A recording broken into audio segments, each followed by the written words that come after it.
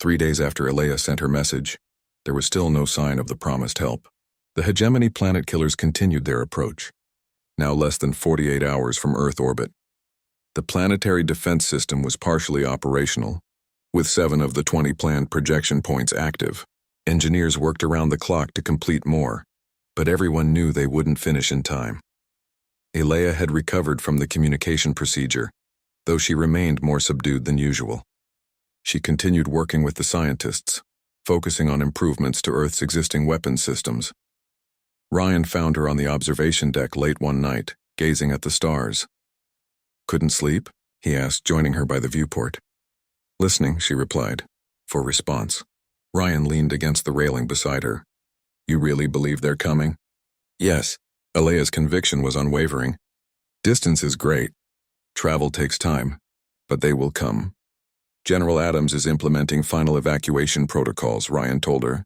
"Underground shelters for as many civilians as possible. Military forces preparing for orbital defense." Alea nodded. "Wise precautions." They stood in companionable silence, watching the night sky. Ryan found himself studying Alea's profile, her delicate features, luminous skin, the quiet dignity she maintained even in crisis. "I never thanked you properly," he said suddenly. "For healing me." During the attack on the Defiant, Alea turned to him, her expression softening. "No thanks needed. You risked life for me many times." "Not the same," Ryan argued gently. "You've given everything to help Earth, a world not your own." "Perhaps we'll become second home," Alea suggested. "If we survive." "When we survive," Ryan corrected. He hesitated, then added, "I've been thinking about after. When the war ends. What happens to you?" Alea considered the question. "Must find remaining Azurians. Begin rebuilding somewhere. Preserve knowledge, culture." "You could stay," Ryan said, surprised by how important her answer suddenly seemed. "Here. On Earth." Alea studied him, those large eyes seeing more than he intended to reveal. "Would like that," she admitted. "But future uncertain." An alert chimed on Ryan's communicator, interrupting the moment. He checked the message and straightened immediately. "General Adams needs us in the command center. Something's happening." They hurried through the facility, arriving to find the command center buzzing with activity. Adams stood before the main tactical display, her expression tense. "Sergeant Walsh, Alea." "Good." She acknowledged their arrival. "We're detecting unusual energy signatures at the edge of the solar system." Nothing matching known hegemony patterns. The tactical display showed multiple anomalies appearing beyond Neptune's orbit. "Not hegemony," Alea confirmed, studying the readings. "Azurian vessels." "And others?" Relief swept through the command center. The promised help had arrived. "How many?" Adams asked, hope evident in her voice. "Difficult to count," Alea replied. "Detection systems not calibrated for these energy signatures. Estimate 30 large vessels, numerous smaller craft. Enough to challenge the planet killers?" Alea nodded. "Yes, if coordinated properly." Adams immediately began issuing orders, preparing Earth's defenses to work in concert with the arriving allies. Communication would be crucial. "Alea, we need you to establish contact with the Azurian fleet," Adams said. "Coordinate strategy." "Not necessary," Alea replied with a small smile. "Already connected mentally. Fleet commander approaching now to meet in person." Within hours, a small vessel entered Earth atmosphere, following the exact coordinates to the secondary facility. Security personnel surrounded the landing pad as the sleek, silvery craft touched down. Ryan stood beside Alea as the vessel's hatch opened. A tall figure emerged, clearly Azurian, with the same blue skin and silver hair as Alea, though older. With facial markings Ryan hadn't seen before. Alea stepped forward and greeted the visitor in their musical language. They touched foreheads briefly in what seemed a formal greeting. Turning to the gathered humans, Alea made introductions. "This is Elder Terran, commander of Azurian Resistance Fleet. Has fought hegemony from shadows for many years." Terran inclined his head respectfully. "Greetings, defenders of Earth. Your struggle against common enemy impresses us. We come to stand with you." General Adams stepped forward. "Your arrival is most welcome, Commander." "We face overwhelming odds." "No longer overwhelming," Terran replied confidently. "Allied fleet includes vessels from 7 species, all bearing grudges against hegemony. Today resistance emerges from hiding. Strategy sessions began immediately. The Allied fleet would engage the hegemony planet killers before they reached Earth orbit, while Earth's partial defense system would provide supporting fire. Timing is critical, Terran explained. Planet killers vulnerable during weapon charging sequence must strike precisely then. Our orbital platforms can provide targeting data, Adams offered, but communications might be jammed by hegemony countermeasures. Ilea and Terran exchanged glances. Not problem, Ilea assured them. Azurian communication cannot be jammed. We'll coordinate all forces. As preparations continued, Ryan noticed tension between Ilea and Terran. Their conversations in their native language sometimes seemed heated, though always respectful. Is everything all right? He asked Ilea when they had a private moment. She hesitated before answering. Terran concerned about technology shared with humans. Traditional Azurian policy kept advanced knowledge isolated. He thinks you've told us too much, Ryan realized. Yes, but also understands necessity. Ilea looked troubled. Conflict within our philosophy. Protection through isolation versus protection through alliance. And what do you believe? Ryan asked. That isolation failed Azuria, Ilea replied firmly. New approach needed. Cooperation. Trust between species. Ryan nodded, admiring her courage to break with tradition when necessary. I hope others of your kind come to see it that way. The day before the expected confrontation, final preparations were completed. Earth's military forces were at maximum readiness. The partial defense system fully charged. The Allied fleet had positioned itself in a formation designed to intercept the planet killers at the optimal moment. Smaller craft would target the hegemony support vessels. Ilea was summoned to a private meeting with Terran and other Azurian officers who had arrived with the fleet. Ryan waited outside, respecting their privacy but feeling strangely anxious. When Ilea emerged 2 hours later, her expression was unreadable. What happened? Ryan asked. Council meeting, she explained. Discussing future. After battle. Something in her tone concerned him. And, if survive, remaining Azurians will gather. Begin rebuilding society elsewhere in galaxy. That's good, isn't it? Ryan said cautiously. Ilea nodded but seemed distracted. Yes, good for my people. Before Ryan could press further, an alert sounded. The hegemony forces had been detected entering the outer solar system, earlier than predicted. General Adams ordered all personnel to battle stations. The Allied fleet moved into final position. Ryan was assigned to the command center alongside Ilea, who would coordinate communications between Earth forces and the Allied fleet. Terran had returned to his vessel to lead the Azurian contingent. The atmosphere was tense as everyone watched the tactical displays. The 3 massive planet killers approached, surrounded by dozens of support vessels. Allied fleet engaging, announced a communications officer. First wave attacking hegemony escort vessels. On the display, the smaller Allied ships darted between the hegemony formations, firing precisely at vulnerable points. Several hegemony vessels exploded or drifted off course, disabled. Planet killers continuing approach, reported the tactical officer. Weapon systems charging. Adams turned to Ilea. Now would be good. Ilea nodded and closed her eyes, activating the mental link with the Allied commanders. Through her, Earth's defense system synchronized with the Allied fleet's attack patterns. The main Azurian vessels moved into position, their weapons unlike anything humans had seen before. Beams of energy that seemed to phase between states struck the first planet killer, bypassing its shields completely. Direct hit, someone shouted. Planet Killer 1 showing damage to main weapon housing. The battle intensified.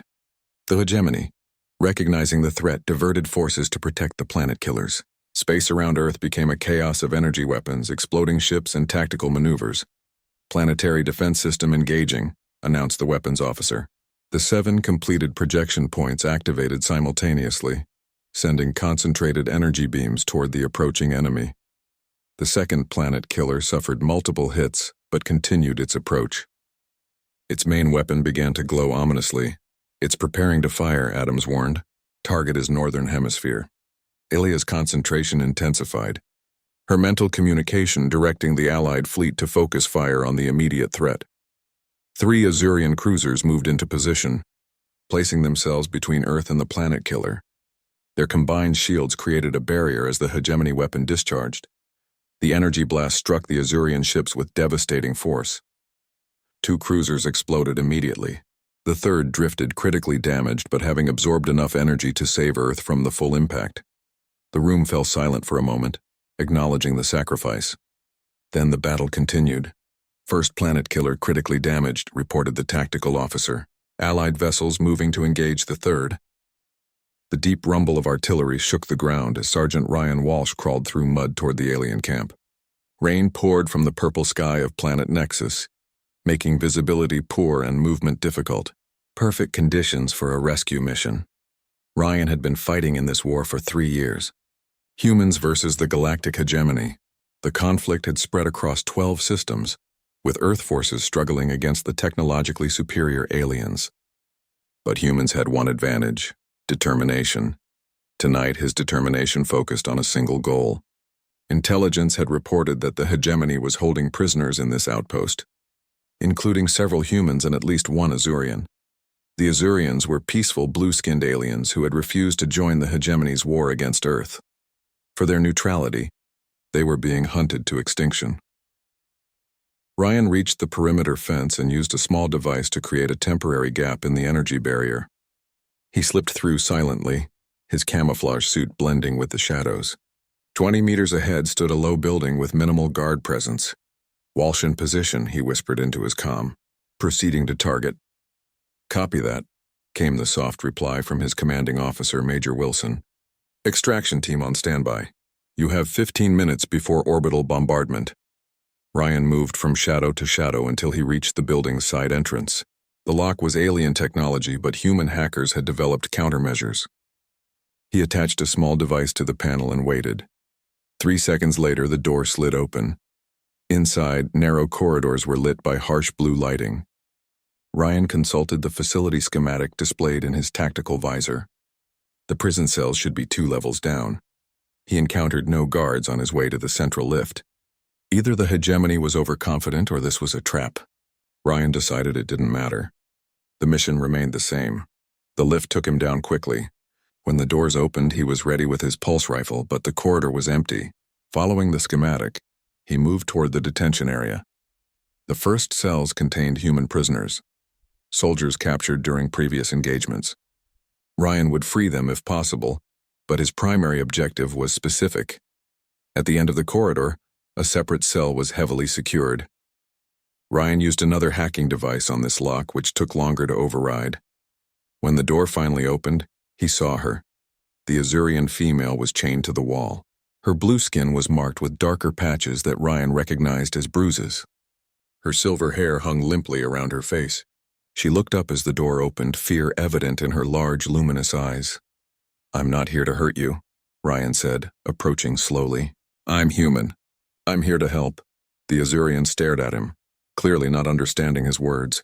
Ryan remembered that Azurians communicated through a combination of speech and telepathic impressions. He holstered his weapon and tapped his chest. "Friend," he said, projecting as much sincerity as possible. "Help you." The alien's eyes widened. She said something in her musical language. Ryan used a small device to scan her restraints. They were standard hegemony design. He attached a microcharge to the locking mechanism and stepped back. There was a soft click and the restraints fell away. The Azurian rubbed her wrists, saying something that sounded grateful. She stood, revealing that she was tall and slender like all her kind. Her simple gray prisoner garment was torn and dirty. Ryan checked his tactical display. 12 minutes until bombardment. He gestured toward the door. "We need to go. Now." The Azurian nodded, seeming to understand his urgency if not his words. As they moved into the corridor, an alarm suddenly blared. Red lights flashed along the walls. "Walsh, report." Major Wilson's voice crackled in his ear. "Base defenses are activating." "Package secured," Ryan replied. "Moving to extraction point now." He glanced at the cells containing human prisoners. There wasn't time to free them all before the bombardment. The Azurian touched his arm gently. When Ryan looked at her, she gestured toward the human prisoners, her meaning clear. "We can't," Ryan said, shaking his head. "No time." The Azurian closed her eyes briefly. Then she moved to the nearest cell door and placed her palm against the lock. After a moment, the door slid open. Ryan stared in shock. The Azurians were known to have some telekinetic abilities, but manipulating electronic systems was unprecedented. The freed human soldier stumbled out, looking confused but ready to fight. "Get the others," Ryan ordered him, handing over his spare weapon. "Then follow us out." The Azurian moved from door to door, opening each cell with her mysterious ability. Within 2 minutes, all 12 human prisoners were free. "Change of plans," Ryan reported into his comm. "We have additional packages." "Request delay on bombardment." "Negative," Wilson replied. "Hegemony reinforcements inbound. Timer stays. Get out now." Ryan led the group to the lift, but the controls were locked down. "Stairs," he said, pointing to an emergency exit. 7 levels up. The climb was grueling, especially for the weakened prisoners. The Azurian seemed to have unexpected stamina despite her injuries. She helped struggling humans, supporting them when they faltered. They reached ground level with 6 minutes remaining. Base security was now fully alert. Alien soldiers swarmed the compound, their insectoid forms moving with frightening speed. "Stay close," Ryan told the group. "Extraction point is 400 meters north." They exited the building into chaos. The continued artillery barrage had set portions of the base ablaze. Hegemony forces were focused on defending against what they thought was a major assault, rather than a small extraction team. Ryan led them along the perimeter, using the confusion as cover. They were halfway to the extraction point when disaster struck. A Hegemony patrol appeared directly in their path. The alien soldiers immediately opened fire with plasma weapons. Ryan and the armed prisoners returned fire, creating a defensive position behind debris. The Azurian crouched nearby, watching intently. 3 minutes to bombardment, Wilson warned in Ryan's ear. "Hurry." They were pinned down. The extraction ship couldn't wait with orbital bombardment imminent. Then the Azurian did something unexpected. She stepped forward, raising her hands. The air seemed to ripple around her. The Hegemony soldiers suddenly staggered, dropping their weapons and clutching their heads. Some fell to the ground, writhing. "Go!" Ryan shouted, recognizing the opportunity. They ran past the incapacitated aliens, heading for the extraction point. Ryan stayed beside the Azurian, who seemed weakened by whatever she had done. "Walsh, where are you?" Wilson demanded. 1 minute to bombardment." "Almost there," Ryan gasped, supporting the Azurian as they ran. The extraction point was just ahead, a small clearing where a stealth transport could briefly land. They reached the clearing with 40 seconds remaining. Ryan activated his beacon, and within moments a dark shape appeared in the night sky. The transport touched down, its ramp extending. Soldiers emerged to help the rescued prisoners aboard. 20 seconds. Wilson shouted through the comm. Ryan hurried the Azurian up the ramp. She stumbled, nearly falling, and he caught her. Their eyes met briefly, alien but somehow familiar. They were the last aboard. The ramp closed as the transport lifted off, its engines straining for maximum acceleration. Through the viewport, Ryan watched the first orbital strikes hit the Hegemony base. Massive explosions tore through buildings and defenses alike. The transport shuddered from the shockwave but continued climbing. Within minutes, they were beyond the atmosphere and approaching the human battlecruiser in orbit. Ryan turned to check on the Azurian. She sat quietly, observing the humans around her with curious eyes. When she noticed his attention, she inclined her head in what seemed like gratitude. A medic was examining the rescued prisoners. Ryan guided her to the Azurian. "She needs treatment," he said. "Priority 1. The medic nodded and began scanning the alien female. "Interesting physiology," she murmured. "Some injuries, but nothing critical. She's stronger than she looks." The transport docked with the battlecruiser. Major Wilson was waiting when they disembarked. "Good work, Sergeant," she said, though her expression remained stern. "Though you cut it rather close." "Had complications," Ryan replied, gesturing to the rescued humans who were being guided to the medical bay. Wilson nodded. "Understandable. The brass will be pleased." She looked at the Azurian with obvious interest. "So this is our VIP?" "Yes, ma'am. She has some unusual abilities. Helped us escape." "Interesting," Wilson approached the alien. "Welcome aboard the UES Defiant. I'm Major Lily Wilson." The Azurian watched them talk but showed no sign of understanding. "Get her to medical," Wilson ordered. "Full workup. And find someone who can communicate with her." Ryan accompanied the Azurian to the medical bay. She seemed reluctant to leave his side, perhaps because he was the only familiar presence in this strange environment. The ship's doctor, an older man named Hansen, examined her with fascination. "Remarkable," he muttered. Her cellular structure is unlike anything in our database, more advanced than even the hegemony species. Ryan stood nearby, watching. Will she be okay? Oh, certainly, Hansen replied. Her species appears to have impressive recuperative abilities. These bruises are already healing. The Azurian sat patiently through the examination.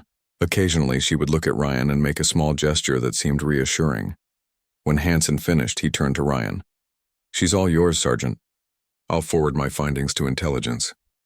The Defiant limped through its final hyperspace jump, emerging in Earth's solar system with systems operating at minimal capacity. The battle with hegemony forces had caused more damage than initially assessed. All hands prepare for approach to Earth defense perimeter, Captain Harris announced.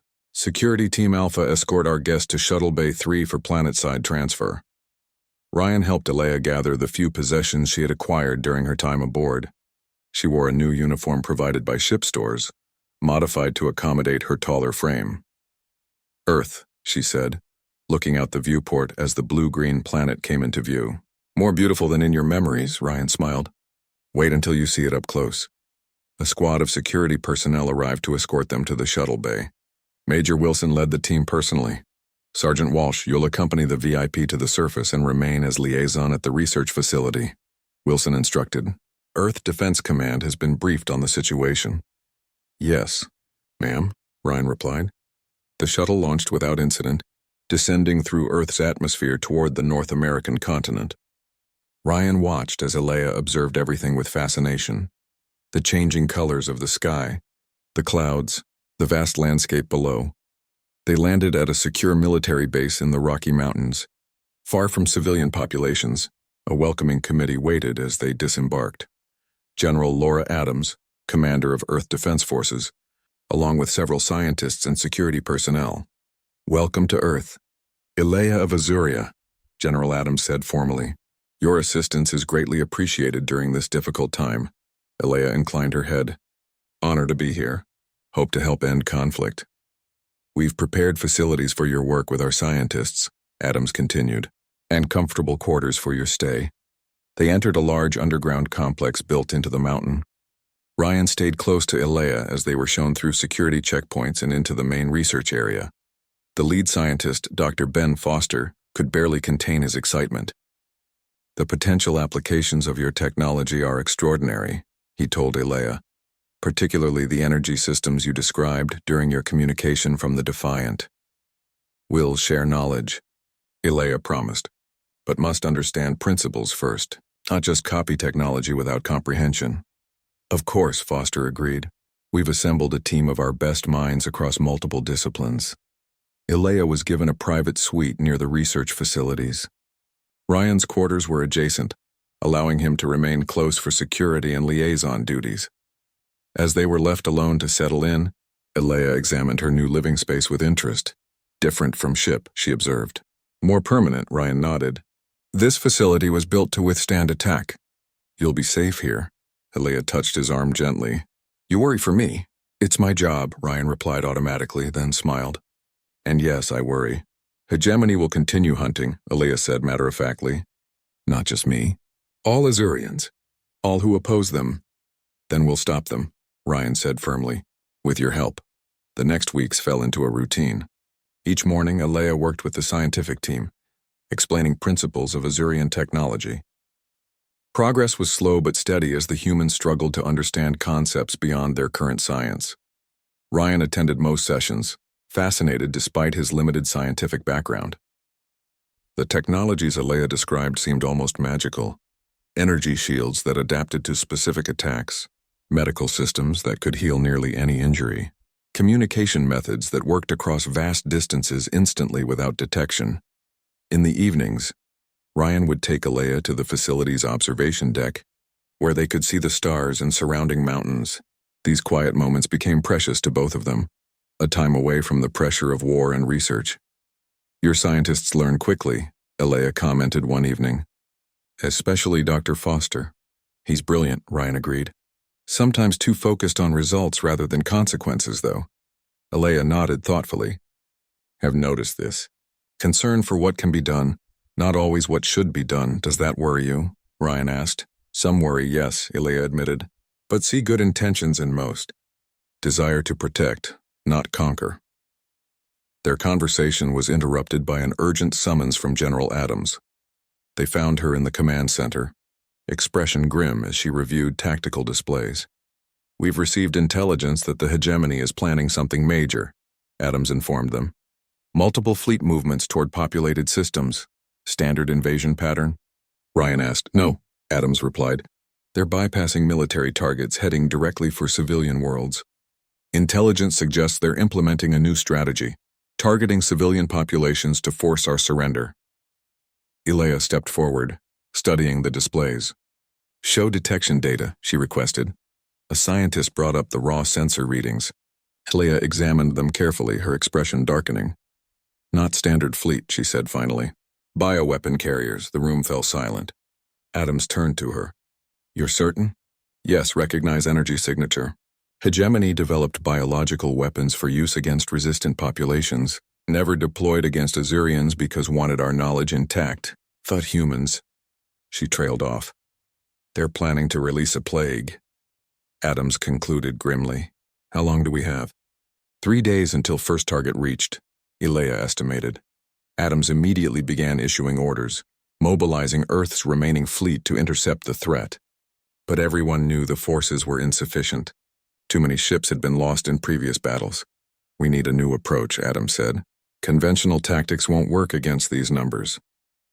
Ilea had been silent, deep in thought. Now she spoke. "Have idea. Using Azurian communication technology could disrupt their navigation systems, prevent them from reaching targets." "How quickly could we implement this?" Adams asked. "With proper equipment, 2 days," Ilea replied. "Need specific materials." "You'll have whatever you need," Adams promised. "Dr. Foster will coordinate resources." The research facility transformed into a hive of activity. Ilea worked tirelessly, explaining complex schematics as engineers and scientists rushed to construct her design. Ryan remained by her side, helping where he could and ensuring she took occasional breaks. After 30 hours without rest, he finally convinced her to sleep for a few hours. "Cannot delay," she protested weakly. "You need rest," Ryan insisted. "The work will continue." Ilea reluctantly agreed but made Ryan promise to wake her after 4 hours. As she slept, he watched over her, struck by how peaceful she looked despite the crisis surrounding them. When the device was finally completed, it resembled a large crystalline sphere with intricate circuitry throughout its structure. It hummed with energy that seemed to shift between various frequencies. "How does it work?" General Adams asked as they prepared for activation. "Creates quantum resonance pattern," Ilea explained. "Disrupts hegemony navigation technology specifically. Their ships will be unable to maintain course to targets." "Will it harm the crews?" Dr. Foster asked, curious. "No," Ilea replied firmly. "Only affects navigation systems." Adams nodded with approval. "Non-lethal but effective. Perfect." The device was moved to the facility's main power core for activation. Engineers made final connections as Ilea supervised every detail. "Ready," she announced finally. Everyone watched anxiously as Ilea activated the device. The crystalline structure began to pulse with blue-white light, the hum deepening to a resonant tone that seemed to vibrate at a cellular level. For several minutes, nothing else happened. Then reports began coming in from Earth's monitoring stations. "Hegemony fleet showing course deviations," announced a communications officer. "Multiple ships reporting navigation failures." Relief spread through the command center. The bioweapon carriers were veering off course, unable to reach their targets. "It's working," Adams said, turning to Ilea. "You've saved billions of lives today." Ilea accepted the gratitude with characteristic modesty. "Temporary solution only. Hegemony will adapt eventually." "But it buys us time," Ryan pointed out. "Time to implement more of your technologies for Earth's defense." The celebration was short-lived. Alarms suddenly blared throughout the facility. "Proximity alert," shouted the security chief. "Multiple bogies entering Earth atmosphere, heading directly for this location." Adams cursed. "How did they find us?" All eyes turned to Ilea, who looked troubled. "Quantum device increases detection possibility. Hegemony must have traced activation. Evacuation Protocol Alpha," Adams ordered. "All personnel to secure transports. Priority 1 is protecting our guest and the research data." Ryan immediately moved to Alea's side. "We need to go," he said urgently. As they hurried toward the evacuation point, explosions rocked the facility. The hegemony forces had arrived faster than anticipated, deploying ground troops rather than just bombing from orbit. They want Alea alive, Ryan realized, and the technology. Security teams engaged the invaders, buying time for the evacuation. Ryan and Alea reached the underground hangar where transport vehicles waited. "Get in," Ryan ordered, helping Alea into an armored transport. He climbed in beside her as the driver started the engine. The vehicle sped through an escape tunnel as explosions continued above. 2 other transports followed, carrying essential personnel and research data.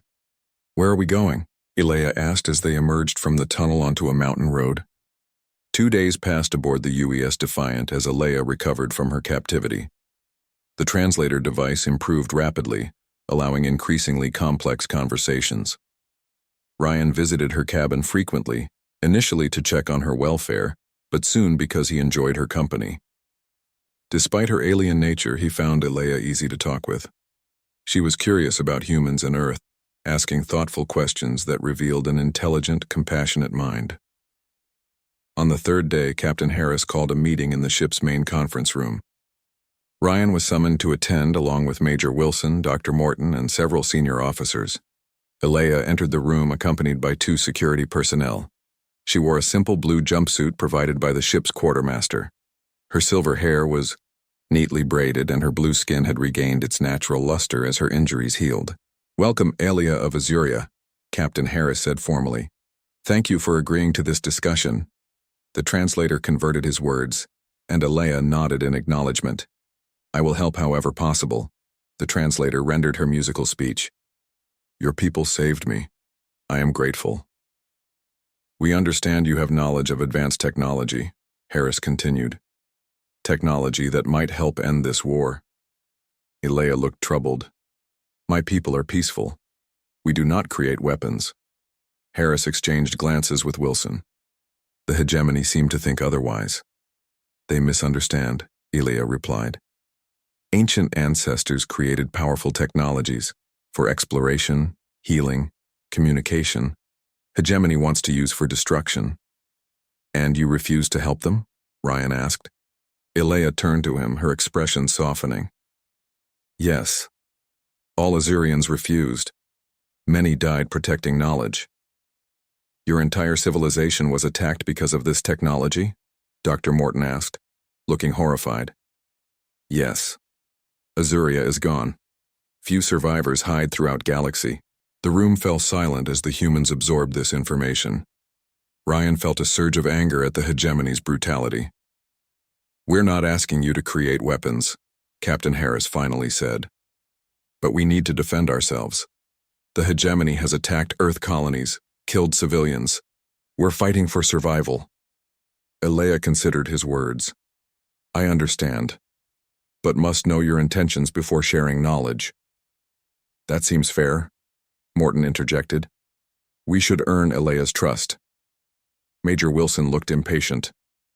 "With respect, Doctor, we don't have time for extended diplomatic negotiations. The hegemony fleet is pushing toward the Sol system." "Pushing her won't help," Ryan said more sharply than he intended. All eyes turned to him. Captain Harris raised an eyebrow. "You have something to add, Sergeant?" Ryan straightened in his chair. "Yes, sir. I believe forcing the issue would make us no better than the hegemony. Alea deserves to make her own choice." Alea was watching him, her large eyes unreadable. "Very well," Harris said after a moment. "Alea, what would help you make your decision?"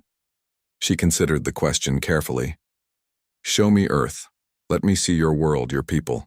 Then I will know if I should help." This request seemed to surprise everyone. Harris looked skeptical. "That would require taking you to Earth. Security concerns aside, it would delay any potential technological assistance by weeks." "Not necessary to visit physically," Alea responded.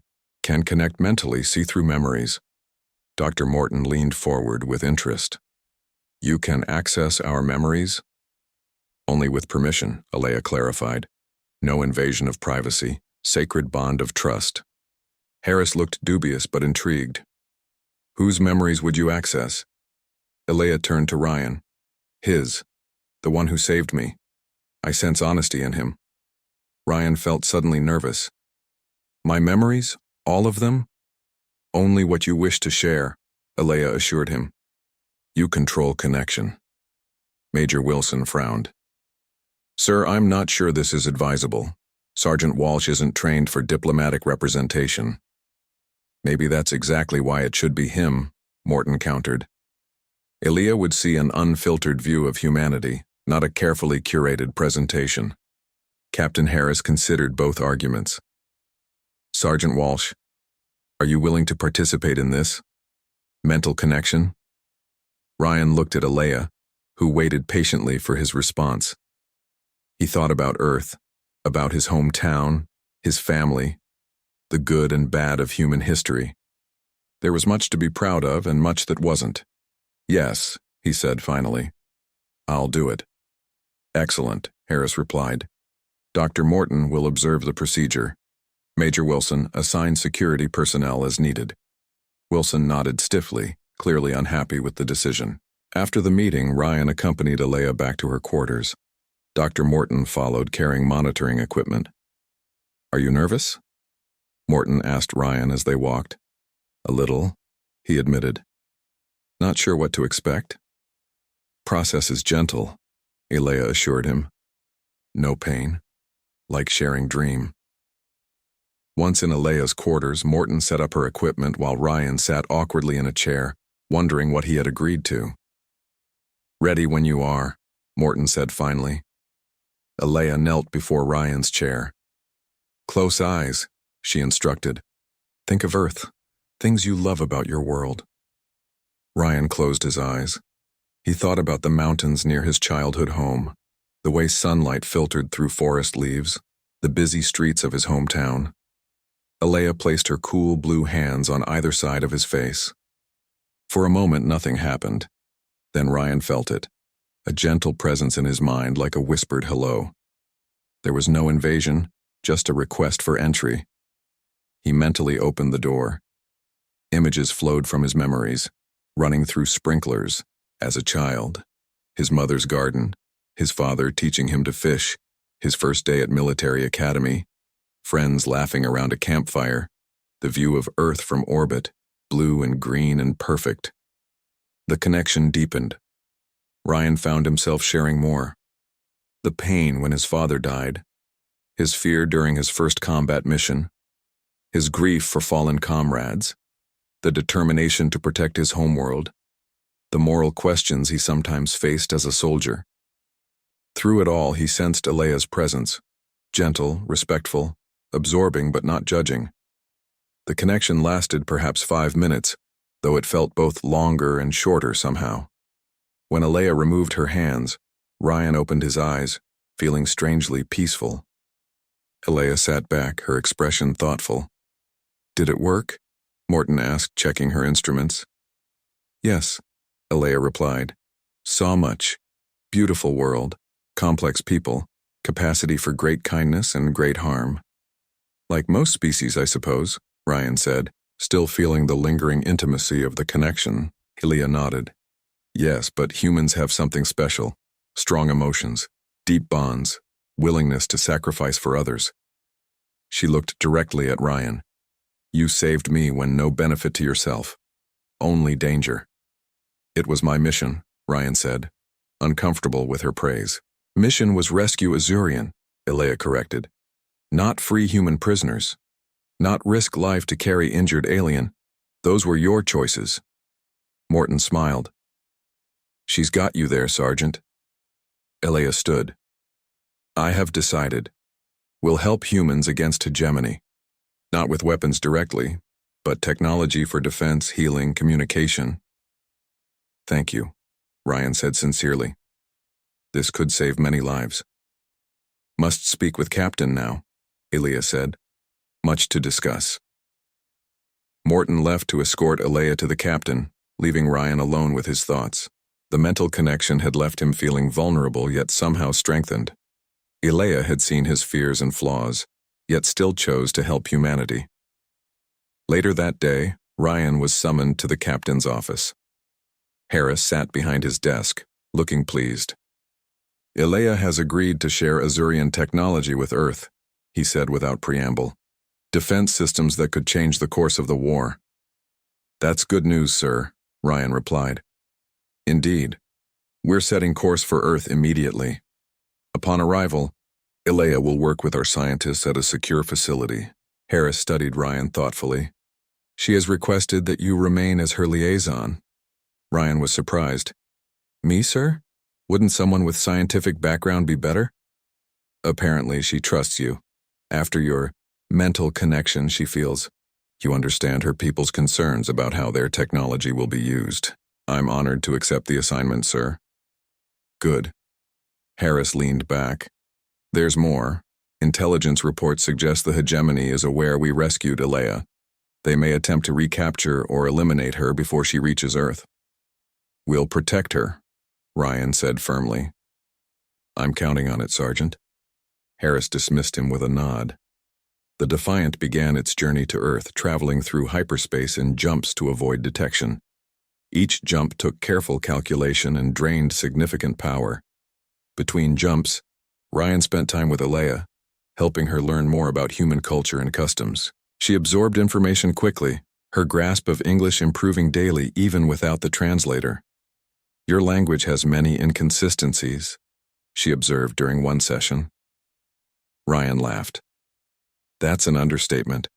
English borrows from dozens of other languages, with different rules for each.